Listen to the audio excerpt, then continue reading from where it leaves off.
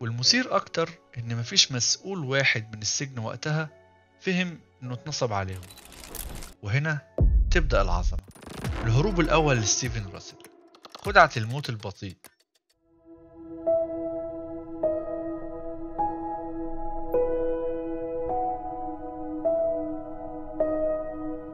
ولو عجبكم المحتوى متنسوش تدعمونا باللايك والكومنت والشير.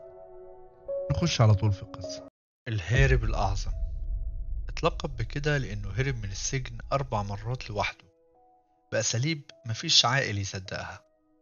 هحكي لك دلوقتي قصة ستيفن راسل. لو سألت أي واحد في العالم ممكن تهرب من السجن إزاي، هتسمع إجابات تقليدية: نفق أو نط من فوق السور أو خناقة مع الحراس. إنما ستيفن راسل، الراجل ده كان بيهرب بذكاء خارق.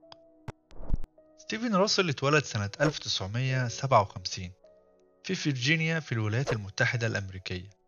طفولته كانت عادية جدا، لكنه من صغره كان مختلف.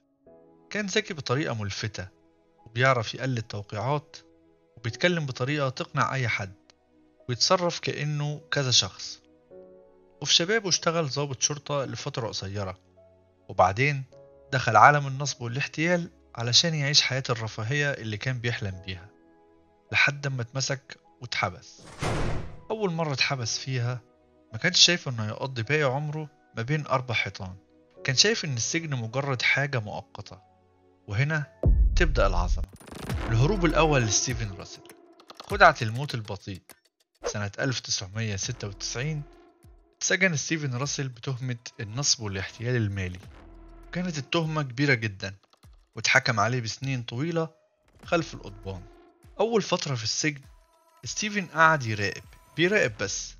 شاف ازاي الإدارة بتتعامل مع المرضى، وشاف انه لو السجين بقى مريض بمرض خطير، خاصة السرطان أو الإيدز، الإدارة بتبدأ تفكر تخرجه، علشان مش عايزين يتعاملوا مع مسؤوليته الصحية ولا موته جوه السجن.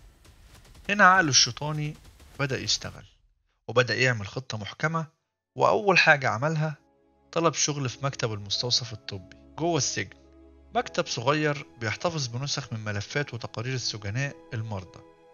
ومن هنا بدأ يجمع نسخ أصلية لأوراق الفحوصات والختم الرسمي بتاع مستشفى السجن. استنى الفرصة المناسبة، ولما لقى ورق فاضي وممضي جاهز ابتدى يزوره بإيده، وكتب تقارير بتقول إنه مصاب بسرطان عضال في مرحلة متقدمة جدا، وإن حالته ميؤوس منها ومتبقيله شهور قليلة ويفارق الحياة.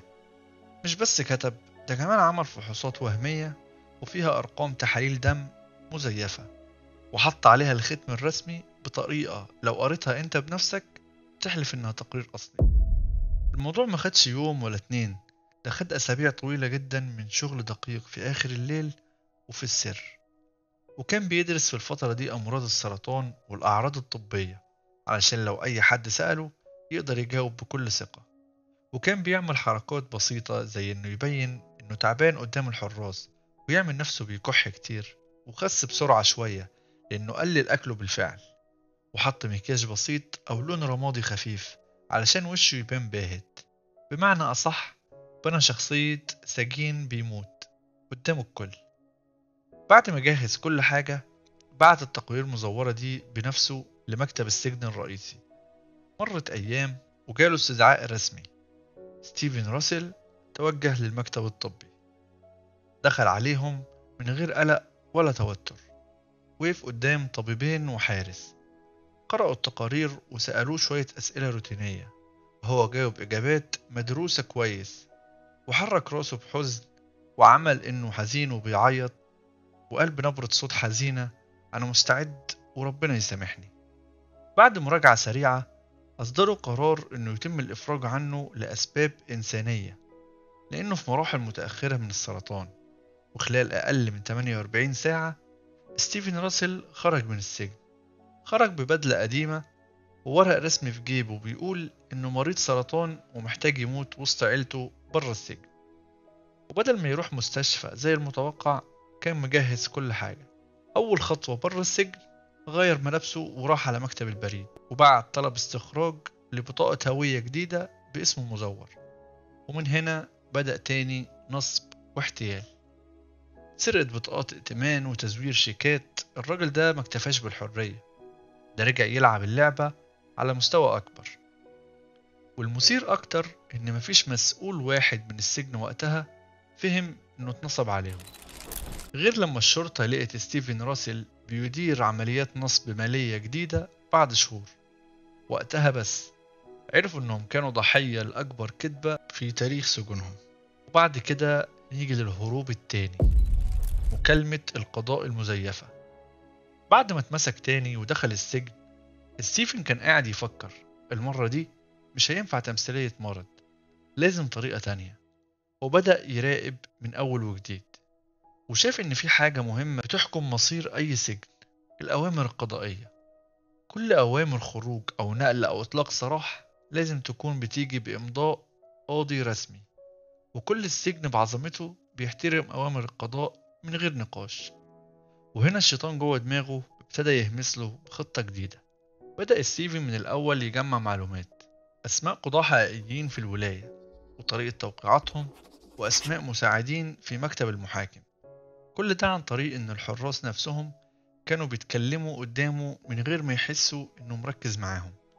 وبعد كده طلب من واحد زميله في السجن إنه يسمح له باستخدام تليفونه 5 دقايق بس، مكالمة ضرورية زي ما قال له. ستيفن اتصل مباشرة بإدارة السجن، كان بيقلد صوت قاضي معروف جدا في الولاية. نبرة صوته كانت واثقة ولهجة رسمية، ولا كلمة زيادة ولا كلمة أقل. قال بالحرف: هنا مكتب القاضي فلان الفلاني، في قرار مستعجل بالإفراج عن السجين ستيفن راسل. الأوراق الرسمية هتوصل بالبريد خلال يومين، لكن لأسباب إنسانية لازم يخرج فورا بكفالة. السجان اللي رد عليه خاف وراح بسرعة للمسؤول. وفي خلال ساعات ستيفن كان واقف قدام بوابة السجن والموظفين بيكلموه بكل احترام، وخرج تاني بمكالمة مدتها 3 دقايق بس كالعادة الحرية ما طولتش كتير، وبعد فترة صغيرة اكتشفوا التلاعب واتقبض عليه مرة تانية. لكن اللي اتعلموه عنه وقتها انه مش محتاج عضلات للهروب، محتاج دماغ خارقة. ونوصل للهروب التالت: خطة المحامي المزيف. بعد رجوعه للسجن لتالت مرة، الإدارة قررت تحطه تحت رقابة مشددة. بس ستيفن كان عنده خطة أذكى من كده بكتير. قرر إنه يتقمص شخصية محامي، بس مش أي محامي، محامي قانوني معتمد ومعروف. بدأ من أول يوم في الحبس الجديد طلب أوراق قانونية رسمية بحجة إنه بيجهز استئناف. كتب خطابات رسمية بطابع قانوني محترف جدا، وبدأ يتكلم بلغة قضائية صعبة تخلي أي حارس يصدق إنه فعلا محامي. ما اكتفاش بكده، ده عمل استمارات نقل رسمية بنفسه وحط عليها ختم مزور للسجن.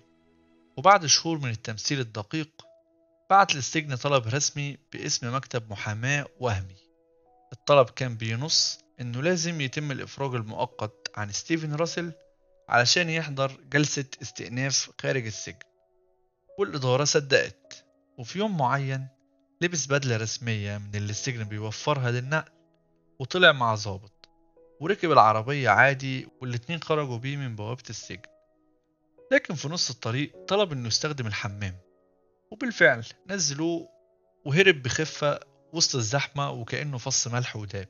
ومن تاني الإدارة كده اتفضحت، والموضوع بقى ترند وقتها في نشرات الأخبار: السجين الذي هرب بعقله وليس بعضلاته. وبعد كده نوصل للهروب الرابع، وهي خدعة الإيدز القاتلة.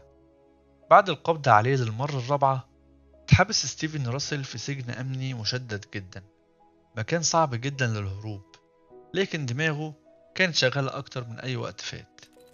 بدأ الخطة الأخطر، خد أوراق تقارير طبية قديمة وزور نتائج تحاليل دم تثبت إنه مصاب بالإيدز في مرحلة متأخرة. حرفيا كان بيعمل نفسه بيموت، وشه كان مرهق بسبب الإضراب عن الأكل اللي كان عمله بنفسه زي ما عمل أول مرة، وصوته بقى ضعيف ومتقطع، وبدأ يتعمد يقع قدام الحراس علشان يصدقوا إنه بينهار. كل تفصيلة كانت محسوبة، حتى إنه استغل السجلات الرسمية لمستشفى السجن وزور تحاليل بتقول إن حالته نهائية ولازم يخرج يتعالج بره أو يموت بكرامته. فعلا السجن خافوا يتحملوا موته واصدروا قرار عفو طبي رسمي لإخراجه. خرج ستيفن راسل تاني قدام الكل، بس المرة دي مش كسجين بل كمريض ميت سريريا. وبمجرد ما خرج اتحول لشخص تاني، غير شكله وغير مكان إقامته، وبدأ ينفذ عمليات نصب جديدة في أماكن تانية. بس بعد شهور، ولأن لكل حكاية نهاية، اتقبض عليه أخيرا واتحكم عليه ب99 سنة إضافية فوق أحكامه، ومنعوه من أي اتصال أو أي شغل يسمح له بالتزوير علشان يوقفوا دماغه العبقرية من التفكير في أي هروب تاني.